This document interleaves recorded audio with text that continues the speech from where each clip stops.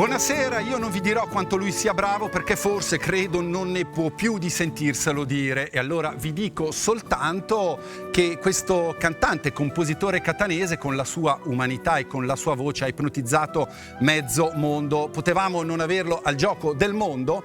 Inoltre aggiungo che siamo veramente sul pezzo perché è uscito da poche settimane il suo ultimo lavoro discografico, anzi dovrei dire nuovo lavoro discografico, che si intitola Romantic. Signore e signori, colleghiamoci con Mario Biondi. Mario, ciao! Ciao, buongiorno, ciao. Pensavo di trovarti nel tuo casolare in zona Parma, un casolare del 600, ma forse il casolare del 600 non ha la connessione internet, invece dove ti trovi? No, diciamo che mi sono spostato di qualche chilometro a sud, sono nella mia terra natia, sono in Sicilia, sono a Catania e insomma sono in giro per promozionare questo progetto nuovo di cui parlavi poco fa e sono nel ristorante, nel locale di un mio carissimo amico. Benissimo, vedo che hai un pianoforte. Ecco, hai un pianoforte alle tue spalle, non sparate sul pianista, però ti tocca. Quando sei un pianoforte, le serate o che so, appunto, vai nel bar del tuo amico, tutti ti chiedono, dai Mario, fai un pezzo. Sai come ai comici che chiedono facce e ride, no? Alla fine al musicista gli tocca suonare, come cantava poi De André. Ma non lo so, in genere la mia risposta è tipo se fanno i commercialisti gli chiedo di farmi il 740 o il modello unico, se fanno i muratori di aggiustarmi un muretto a caso, insomma qualcosa.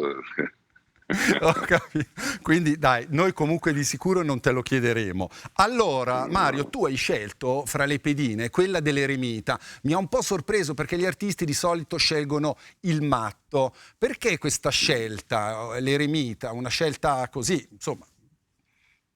Ma intanto il matto non lo sceglierei perché concettualmente questa figura dell'artista legato al matto, all'insensato non mi piace molto, anzi credo che oggi sia più tempo di trasmettere ed eventualmente dimostrare virtù più che pazzia.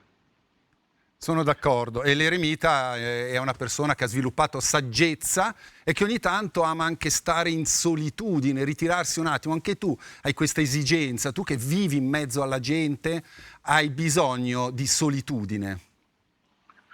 Assolutamente sì, adoro stare da solo, mi piace raccogliere le mie idee per poi trasferirle eventualmente nei momenti di mio spazio personale, no? Perché poi se tutti avessimo continuamente il nostro spazio sarebbe un gran bailam, una grande cacciara di voci. Invece preferisco molto spesso stare zitto e ascoltare il silenzio o magari i discorsi di altre persone. E l'atto creativo si genera comunque nel silenzio e nella solitudine. È così per te? Nel silenzio riesci a raccogliere bene le tue idee, nel silenzio riesci a sentire bene tutte le voci, anche della tua anima, del tuo spirito, no? In maniera tale da non darti ragione, anzi ascoltare quelle che ti danno torto molto spesso, perché magari sono quelle che ti insegnano a capire qualche sfaccettatura in più. Bene, Mario, hai giustificato benissimo la tua scelta, questa pedina con l'abito talare dell'eremita.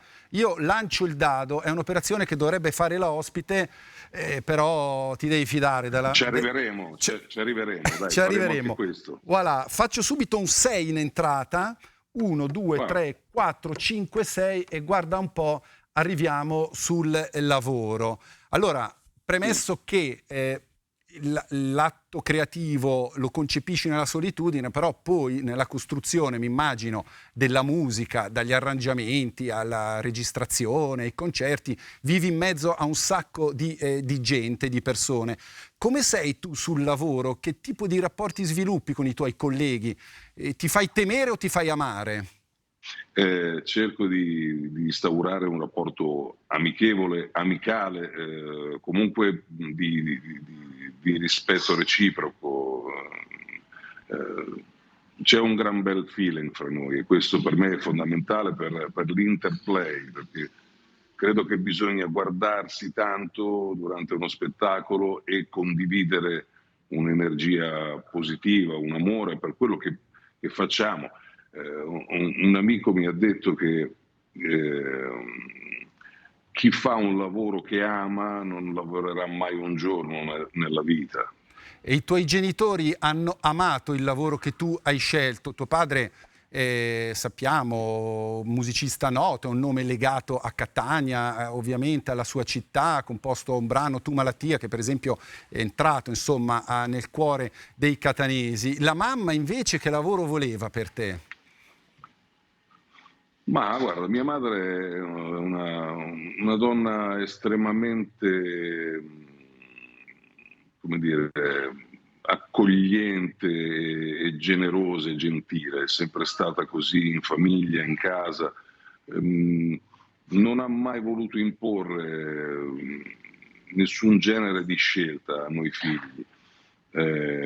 Qualche volta sì, si è preoccupata perché magari la nostra professione, sia la mia che quella di mio fratello, perché anche lui fa il cantante, fa musica, fa il musicista, e si è sempre preoccupata che, insomma, che la nostra professione non invadesse troppo la nostra vita, diciamo semplice, normale, no? Quello che siamo e che siamo sempre stati, senza cambiare troppo rispetto al nostro spirito di base. Tu eri già insomma una voce conosciuta in Sicilia, però poi è arrivato l'anno, il 2004 e il 2006, in cui è uscito This Is What You Are, che forse è il pezzo che ti ha lanciato su un piano internazionale, insomma sei stato accolto nei palinsesti radiofonici della BBC e quindi da lì poi in tutto il mondo. Tu cos'è cambiato per l'eremita Mario Biondi, questa ondata di successo che ti ha travolto? Come cambia la vita di un artista quando poi arriva quel successo internazionale che ti fa fare un salto da una dimensione locale a una dimensione internazionale? Beh, diciamo che già da prima di This Is What You Are la mia professione mi ha sempre portato in giro per l'Europa e talvolta anche per l'America, quindi avevo già fatto diverse esperienze.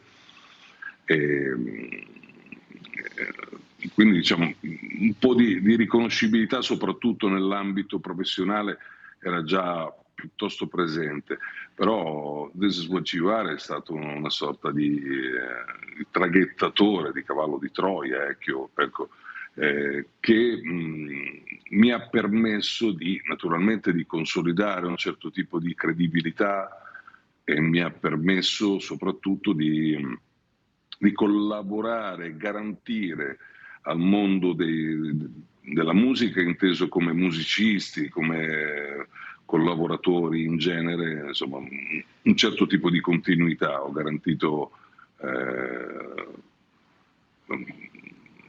posti di lavoro anche, ma nel senso di libertà di espressione dell'anima per molti artisti che ancora, ripeto, collaborano con me, che sono con me dal vivo e in studio di registrazione.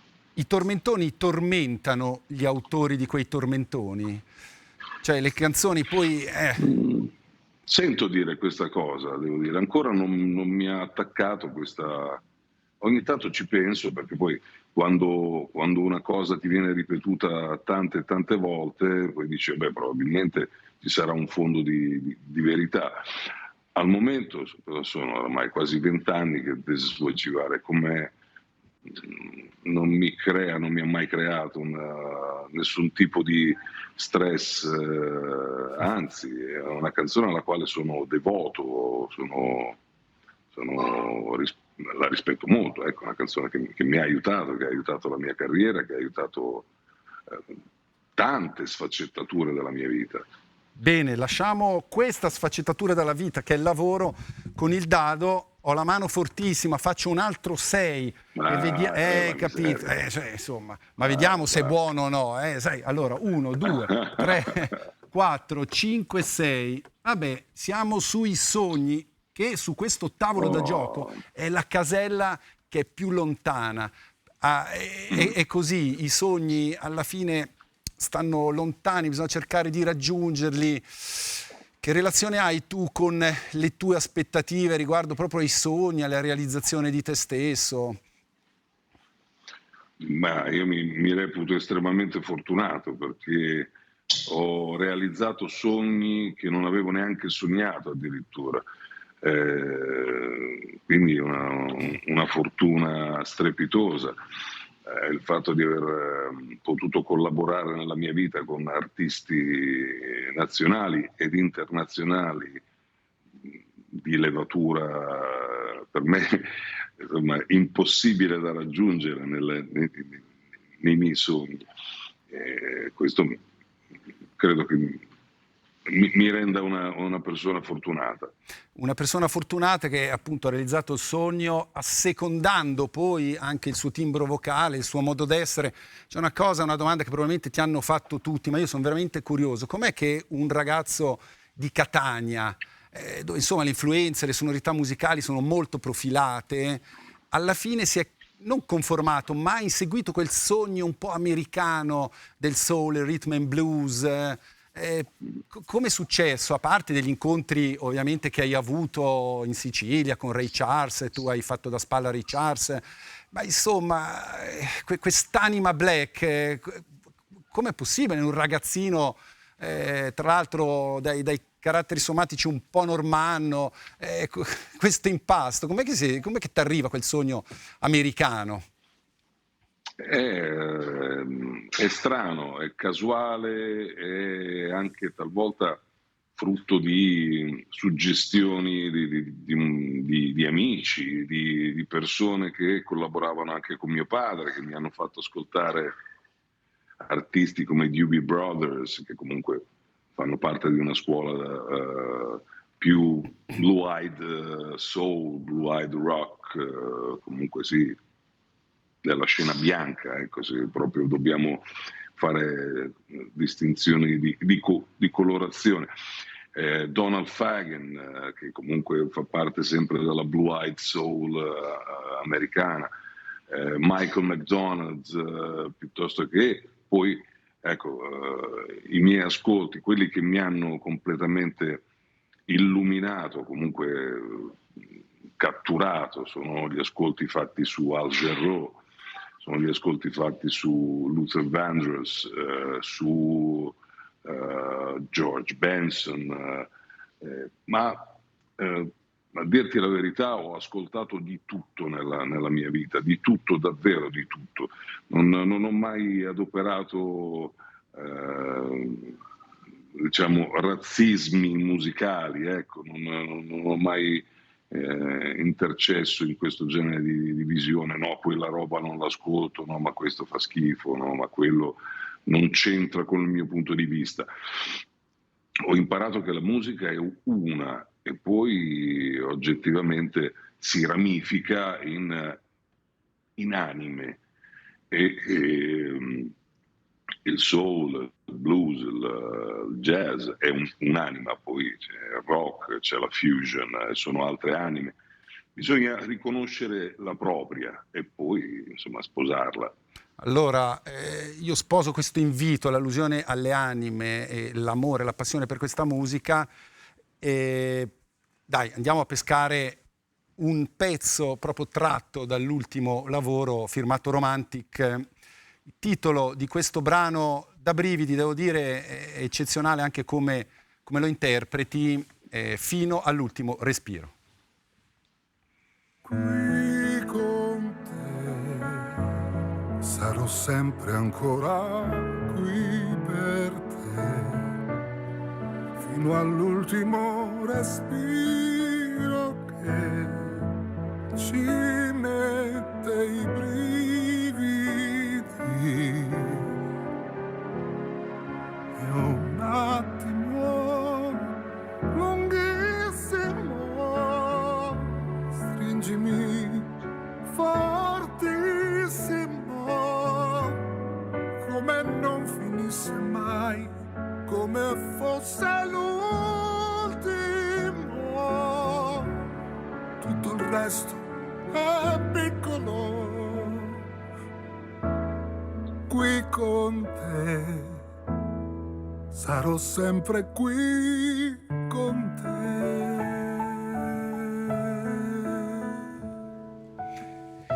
Difficile tornare in studio dopo questo incanto. Perché sei andato nel cuore dell'umanità con questo ultimo lavoro e con questa canzone, per esempio, che esprime amore eterno? Beh, qui ho avuto la fortuna di collaborare con Maurizio Fabrizio, che mi sono permesso insomma, di chiamare il generatore di miracoli, perché lui è un po' riduttivo chiamarlo compositore, autore. Lui fa nella musica, per la musica ovviamente, dei miracoli. Scrive e ha un'empatia musicale unica al mondo, ma non devo essere io a dirlo, chiunque conosca Maurizio Fabrizio sa che ha generato dei miracoli, come Almeno tu nell'universo, come I migliori anni della nostra vita, come... quante, Sì, tantissime. è impressionante. Ha generato dei miracoli. Tu hai generato 9 figli da 4 signore diverse. A me aveva colpito sul palco di Sanremo quest'anno, quando Giovanotti ha letto una poesia di Mariangela Gualtieri, Bello mondo, in cui dice che i bambini sono le divinità che ci vengono a trovare, sono le divinità che abbiamo in casa. Tu ti sei mai interrogato perché il destino ha voluto che tu generassi 9 figli? Ma io credo, ora non vorrei essere presuntuoso, ma credo di amare molto, di dare molto di me a discapito di me stesso anche nella vita. E i miei figli sono effettivamente delle divinità, dei miracoli anche loro, visto che ho parlato di miracoli prima riferendomi a Maurizio Fabrizio. Nella musica c'è Maurizio Fabrizio, nella vita ci sono i figli come miracoli. Benissimo. Lasciamo, adesso faccio un altro 6 e quasi da record, dovrei andare a giocare ai dadi. No, invece faccio solo la metà, cioè un 3, e salto la libreria, salto i sacrifici e arrivo allo specchio. Mario, tu hai una fisicità, oltre alla voce che è potente, che gli americani direbbero crooner, no? E tu ci hai anche giocato ironicamente su questo fatto qui.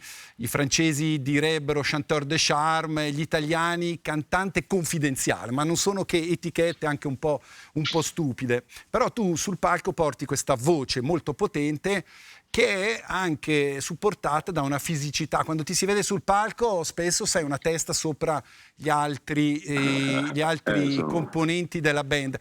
Questa tua fisicità, siamo di fronte allo specchio, ti ha mai creato, non so, qualche timidezza magari di sorta? Cioè sei un uomo che si piace davanti allo specchio? Beh sì, mi piaccio, mi sorrido, cerco di essere sempre come dire, amabile nei miei confronti. Che la mia altezza mi abbia creato problemi, beh, io sono quasi 2 metri, insomma, e poi adesso sono oltre al quintale.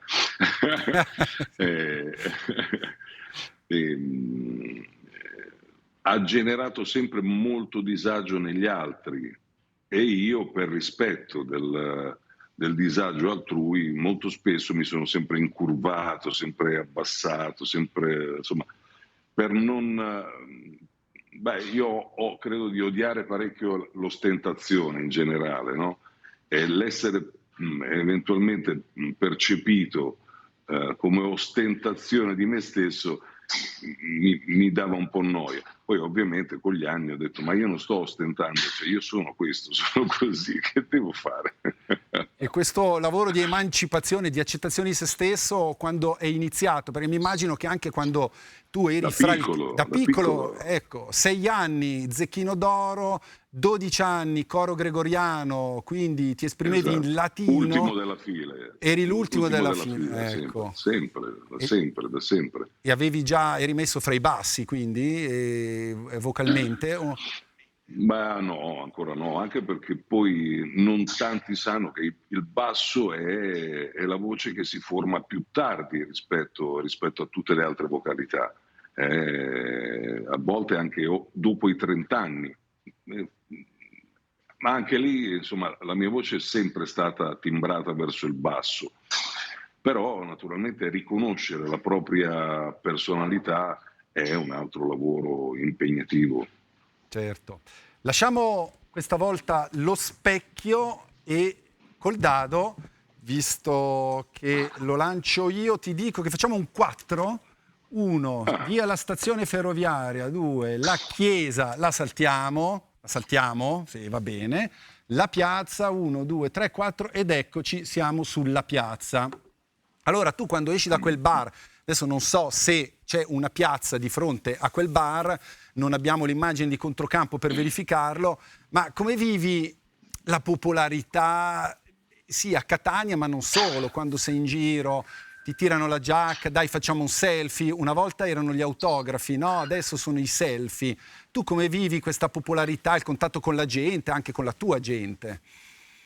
Molto molto bene, poi con gli anni credo sempre meglio, nel senso che mi preoccupo sempre meno per loro e li incontro, quindi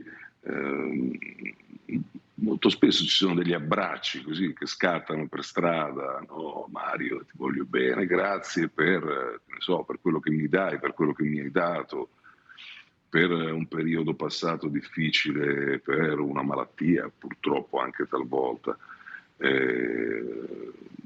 Pochi giorni fa ho incontrato una coppia, insomma, che mi riportava questa cosa estremamente tenera, dolce, che la mamma era una mia affezionata fan e che questi 2 ragazzi ascoltano sempre la mia musica quando vanno a trovarla purtroppo al cimitero, ecco. Perché continuano a mantenere questo legame, questo filo con mamma, anche attraverso e grazie, insomma, al suono della mia musica. Tu conforti le persone con la tua musica, ma la domanda è: chi conforta te quando sei magari in un momento di difficoltà, e lo abbiamo passato, poi non so tu quanto somatizzi anche l'attualità internazionale, insomma, come si fa ad andare in scena quando dentro si sta male? Chi era? Adamo, non mi ricordo, Neil Sedaka, che cantava Il Re dei Pagliacci. C'era una canzone negli anni 60 molto molto bella, che parlava proprio di questa figura dell'artista, del cantante che, malgrado i lutti, malgrado le disavventure, che poi ovviamente delle quali non siamo scevri, non siamo, insomma, liberi, bisogna salire sul palco, si sale sul palco, non è neanche un bisogna, si sale sul palco perché quella è la nostra vita, e da quel momento bisogna generare, nel mio caso, nel caso credo di molti artisti, energie positive da scambiare, ed è fondamentale farlo malgrado, voglio dire, i disagi, malgrado le sofferenze tue personali e, come parafrasavi tu poco fa, insomma, anche quelle che sono le sofferenze dei popoli afflitti. Ucraini e famiglie ucraine a Catania sono arrivate? Sì. Mm-hmm. Sì, io sono ospite appunto da questo mio carissimo amico che ha questo ristorante qui a Catania, e sono ospite in un appartamento, e a fianco abbiamo queste 4 sono sì, due coppie di ragazzi giovanissimi, fra parentesi, credo che siano poco più che ventenni, che vivono lì grazie appunto a questo mio amico che li sta ospitando. Certo. E a Kiev, in Ucraina, hai mai tenuto un concerto? Tante volte. In Ucraina siamo stati a Kiev, siamo stati a Leopolis, siamo stati a Odessa, siamo stati per diversi anni in quel territorio che ci ha sempre accolto con grande affetto, un popolo meraviglioso, e posso dire altrettanto del popolo russo che ci ha accolto a San Pietroburgo, a Mosca, a Kaliningrad e in tante altre location e città di quel territorio, con un'attenzione, un rispetto per l'arte e per la musica talvolta veramente difficile da riscontrare. Non è così semplice trovare un pubblico come quello russo o quello ucraino. Insomma, tutto questo mi dispiace molto sia per l'una che per l'altra parte.